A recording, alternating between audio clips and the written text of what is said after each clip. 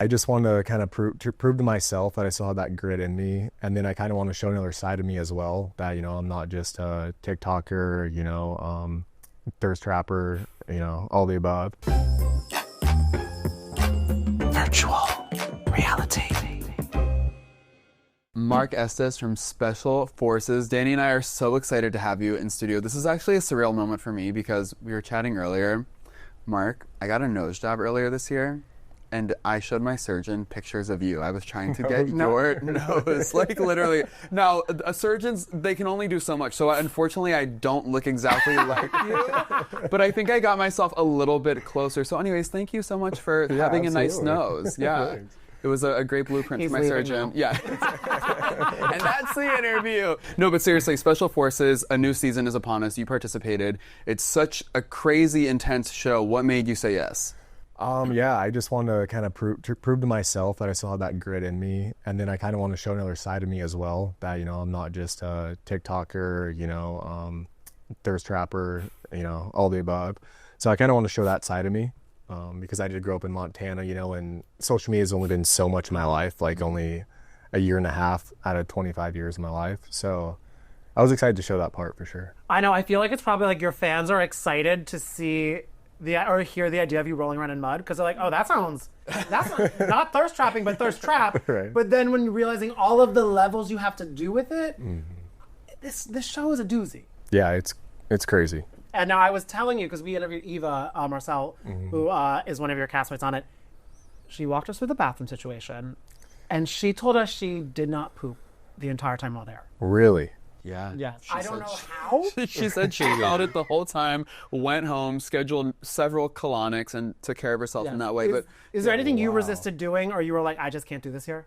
No. Like, if I gotta go, I gotta go. Exactly. But it is an outdoor situation. You're basically just like pooping in the ground, and then people have to clean it up. Like that's rough. Yeah, it's so rough. Yeah, porta potty is nicer. Than what we had. But. What about any of the other conditions that were kind of tough to deal with that you weren't expecting to be so tough? Right, and that's kind of part of it too. Like the challenges were the challenges. They're hard and stuff, but like I've been saying, the little things day to day were so much tougher. Like sleeping in a hot tent. It's so hot there. There's not really AC. There's a little AC, but it doesn't work all the time. All the dust. The dust was crazy. So yeah, it's like the little things. And now I kind of, because I was telling you earlier, like I love my air conditioning, I love my comfort. I would not thrive, I would not do well here. But because I need all that for the people around me, because I can kind of, if I don't get coffee or if it's not temperature controlled, I can oscillate to become like a bitch. How did you find a way, and I'm not saying that's what you did, but how did you find a way to kind of maintain your cool with all of these people? Because there's a lot of personalities there. Because did you have those moments where you're like, I want to snap at everyone right now? Yeah, absolutely. I think it was just kind of like Johnny was big for me there. We would just sit there and just complain about how shitty it was, like how shitty the breakfast was, or so I think that helped a lot. I feel that is such a skill, like addressing it. If you're like, okay, you know what? It just sucks and we're making it through. It's like it fucking sucks. Yeah. But we'll make it happen. Who, other than Johnny, who did you connect with? Who did you gel with when you got there that you were maybe surprised to get along with? I don't think I was surprised necessarily to, get along with a certain person. I think I got along with all of them. Yeah. The guys are really cool. Like Randall, he was cool. Eric, all the guys, honestly. I loved all the guys, so that was fun. And were there any people, because I feel like it probably happens a lot for the show in general, like you're sitting next to someone, you're like, okay, I don't know who you are. Like, you know what I mean? Like, were there any people that you weren't that familiar with, and how was getting to know them? Like, who kind of surprised you? I knew who Nick Young was, obviously, but he really surprised me in a lot of challenges, because I didn't think you'd get through certain ones, and somehow he was able to get through it, so he surprised me a lot. And because we love our housewives, did you have a lot of interactions with Eva and Teresa? Yeah. Oh, and Brittany Cartwright too from the Valley. Oh, that's right, another Bravo celebrity. Yeah, they did their thing. I bet they did. They did. And also because I bet because you were kind of just like, you know what? Some things suck and I'll deal with it. I don't know if housewives love to deal with things casually. They showed it in a little different manner, I think. Yeah, I think it's tough, it's very emotional. Yeah. So I think, there's a lot of blood, sweat, a lot of tears. So Right. I think. How did you Yeah. deal with the emotional aspects of filming the show? Because obviously you're a very fit guy. Physically speaking, you probably felt equipped to deal with some of the challenges, but it comes with that emotional part of it too. So did you allow yourself to be vulnerable? Did you prepare in any way on that front? Honestly, no. I just kept telling myself, one step in front of the other. If I kind of caught myself thinking about, shit, what about tomorrow? Then that makes it so much worse because every day felt like a week in there. So I just, focus on one thing at a time. And if I caught myself thinking about too far in advance, I would shut it down immediately. And you were saying earlier, one of the main reasons you were so excited to do Special Forces was to kind of counteract a lot of the conversation about or common misconceptions about you. When you got announced as casting or as being a part of this season, did a lot of people like kind of hit you with some of that too? You know what I mean? Were they kind of saying like, "Oh, what's he doing this for?" Everything like that, or were they like, "Oh, excited to see the side of you"? I think a little bit of both. Okay, yeah. I think there's still, the people who don't like you, don't like you. They never will. You can't change that. But yeah, I think the people that, have supported me throughout, my career, I think they're really excited to watch it. Cool. What do you think is the biggest misconception about you that still lingers, maybe from some public relationships you've had, what you've done on social media, et cetera, and how do you hope to kind of clear that up? Yeah, I think the Special biggest Forces? is like just being, thirst trapper and all that, I'm seeing on TikTok as a dancer, which I can't even dance, so I don't understand that either. I mean, but- it works for me. I mean, the thirst is trapping. I like the moves, Mark. But yeah, just to show that, kind of how I grew up in Montana, how it translates in real life scenarios, and those scenarios are pretty crazy. So I'm excited for them to see that. Yeah. When you told your family, you're like, "Hey guys, by the way, this is what I'm about to do." What was their reaction? My dad was really excited. Yeah. My mom was kind of nervous about it. Fair, but, yeah. My dad made tons of spark notes for it. He was pretty excited. Oh, so, Was he a fan of the show previously? Yeah, he's seen it before. Oh, wow. What was he like? What was some good advice he gave you, and did it end up coming in handy? Yes, he did give me about the one, just keep putting one step in front of the other. So I took that. Were there any challenges that you can tease that we'll see you undertake that were just like really tough, whether it's like jumping out of a plane or being like dunked in water? Like what was kind of tough for you? Yeah, I think the hardest one was going through the tunnels. We had to crawl through these tunnels, and that one got me. Are you claustrophobic, kind of? See, I didn't think I was until I was put in that scenario. And then it was like, holy How did you deal with that? I mean, I got through it. But yeah, it was fun. I said if I'm going to go through another tunnel, I probably am not going to. That is- You would yeah. bow out. Yeah. Bow out. And I do love all the tattoos you have on your arm. I'm wondering, you. is Special Forces, is like this experience, could it lend itself to getting inked permanently? Absolutely could, yeah. Has it already happened? Not yet. Are we in a brainstorming stage? Actually, I've thought about it a little bit. But I'll have to get my artist kind of involved and see. I'm not an artist, but yeah. So I'll give him a couple ideas and see what he can brew up. Oh, nice. Because I was like, is it all from the same artist? Because it really does tell a full story there. Some is like half and half probably, Nice. but That'd be fun. yeah, You get even like a whole some matching tattoos with the cast. There you go. that could be kind of cool. I love that. If you were to get a matching tattoo with anyone from the cast, who would it probably be? Like someone you were closest to? Probably Johnny. Johnny. Yeah, he's got a lot of tats too, so he'd probably be down. That is true. When did you start building a relationship with tattoos? When I was like 16. Oh. I thought you were 6'6", and I was like, what? I was like, they had it with Claire's? No, but 16 that's still very. What was your first tattoo? It was a cross on my back. Okay. All right. cool. So God is always with you. I have a cross on my shoulder too. So Okay. we're blessed and highly favored. Hopefully. Yeah. Yes, sir. We make it permanent.